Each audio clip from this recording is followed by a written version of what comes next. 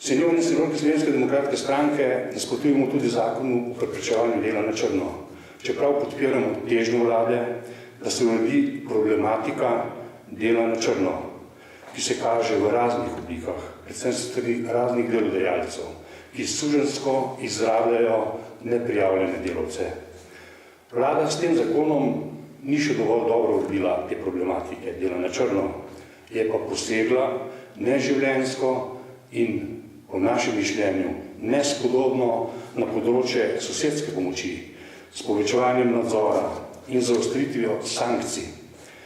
kar nam daje misliti, da vlada sosedsko pomoč enači z bolj ali manj z delom na črno, vznemirja ljudi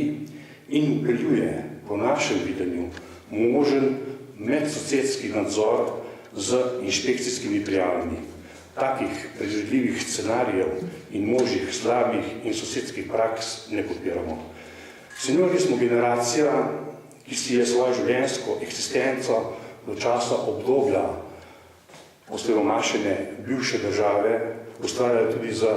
prijateljsko in sosedsko pomočjo, ki je skozi leta postala slovenska tradicija,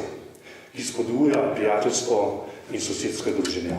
Zato odločno zavračamo kakršnikoli poseg v sosedsko pomoč, zaradi česar pozivamo državljane, da ne glasujejo za predlagani zakon. Na koncu bi ponovno poudaril, da seniorji in seniorke Slovenske demokratske stranke apeliramo in pozivamo državljanke in državljane Republike Slovenije, da se v čim večjem številu